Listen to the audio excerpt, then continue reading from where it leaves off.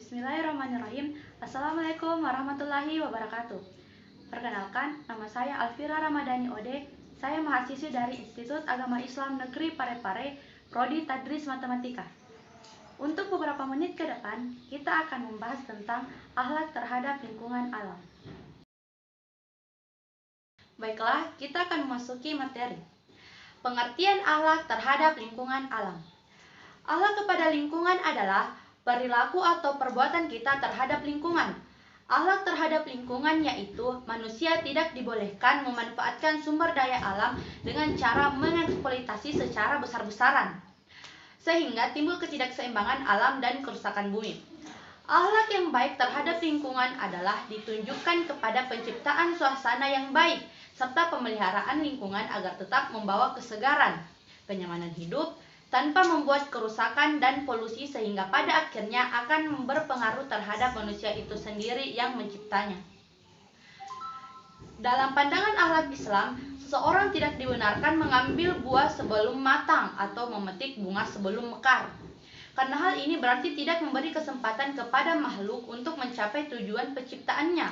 Ini berarti manusia dituntut untuk mampu menghormati proses-proses yang sedang berjalan dan terhadap semua proses yang sedang terjadi, sehingga ia tidak melakukan pengrusakan atau bahkan dengan kata lain, setiap perusakan terhadap lingkungan harus dinilai dengan perusakan pada diri manusia sendiri. Al-Quran menekankan agar semua umat Islam meneladani Nabi Muhammad SAW yang membawa rahmat untuk seluruh alam atau segala sesuatu. Untuk menyebarkan rahmat itu, Nabi Muhammad SAW bahkan memberi nama semua yang menjadi milik pribadinya, sekalipun benda itu tak bernyawa. Nama memberikan kesan adanya kepribadian, sedangkan kesan itu mengantarkan kepada kesadaran untuk bersahabat dengan pemilik nama. Nabi Muhammad SAW telah mengajarkan, bertakwalah kepada Allah dalam perlakuanmu terhadap binatang, kendarailah dan beri makanlah dengan baik. Alam sebagai rahmat dan karunia Allah dijelaskan dalam Quran surah Al-Jaziah atau surah ke-45 ayat 13, yang artinya, dan dia menundukkan untukmu apa yang ada di langit dan apa yang ada di bumi semuanya, atau sebagai rahmat darinya. Sesungguhnya pada yang sedemikian itu benar-benar terdapat tanda-tanda atau kekuasaan Allah bagi kaum yang berpikir. Selanjutnya yaitu adalah kebersihan dan kesehatan lingkungan. Pengertian kebersihan dan kesehatan lingkungan. Kebersihan lingkungan adalah kebersihan tempat tinggal, tempat bekerja, dan berbagai sarana umum. Sedangkan kesehatan lingkungan adalah kesehatan yang sangat penting bagi kelancaran kehidupan di bumi. Karena lingkungan adalah tempat di mana pribadi itu tinggal. Lingkungan yang sehat dapat dikatakan sehat bila sudah memenuhi syarat-syarat lingkungan yang sehat. Cara pemeliharaan kebersihan dan kesehatan lingkungan dapat dilakukan dengan cara: 1. Tidak mencemari air dengan membuang sampah di sungai. 2. Mengurangi penggunaan kendaraan bermotor. 3. Mengelola tanah sebagaimana mestinya. Dan yang keempat, menanam tumbuhan pada lahan-lahan yang kosong. Tujuan pemeliharaan kebersihan dan kesehatan lingkungan yaitu 1. Untuk mengurangi pemanasan global, dan yang kedua, menjaga kebersihan lingkungan. Materi selanjutnya, pemanfaatan sumber daya alam.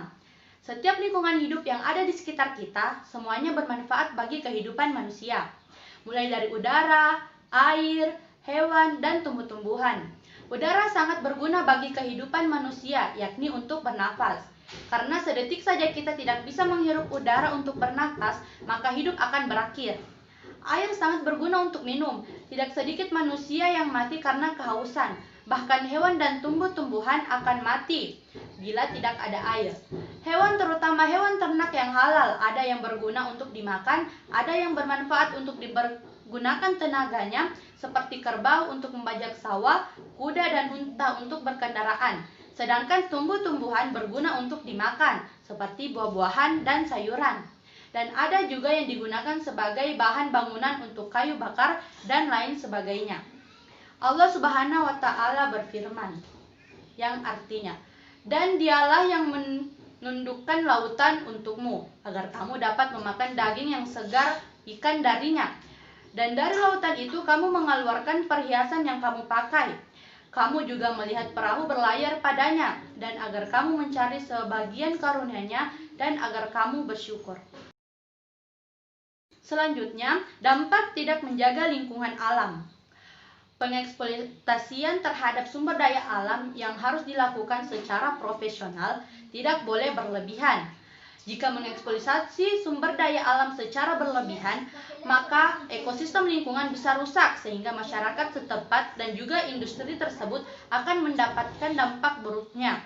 Sebagaimana Allah Subhanahu wa taala berfirman dalam Quran surah Ar-Rum atau surah yang ke-30 ayat 41 yang artinya, telah nampak kerusakan di darat dan di laut disebabkan karena perbuatan tangan manusia, supaya Allah merasakan kepada mereka sebahagian dari atau akibat perbuatan mereka, agar mereka kembali ke jalan yang benar. Selanjutnya yaitu bagaimana cara menyikapi bencana. Jika kita terkena bencana, kita dapat melakukan 1. Iman dan ridho terhadap ketentuan Allah Subhanahu wa taala. Yang kedua, sabar dalam menghadapi musibah. Ada hikmah di balik musibah tersebut. Ketiga, tetap berikhtiar. Keempat, bertaubat. Kelima, memperbanyak doa dan bersikir. Dan keenam, tetap istiqomah. Adapun doa saat kita terkena musibah, yaitu Nabi SAW mengajarkan dalam doanya, Allahumma jurni khairan fi musibati wa ahlu li khairan mina. Artinya, ya Allah, berilah pahala dalam musibahku ini dan berilah ganti bagiku yang lebih baik daripadanya. Hadis riwayat Muslim. Saya mengingatkan untuk selalu mematuhi protokol kesehatan. Apabila Anda keluar rumah, jangan lupa memakai masker, rajin cuci tangan, hindari kerumunan, dan senantiasa berjaga jarak. Mungkin hanya itu yang dapat saya sampaikan, kurang lebihnya mohon dimaafkan. Wabillahi taufiq wal hidayah. Assalamualaikum warahmatullahi wabarakatuh.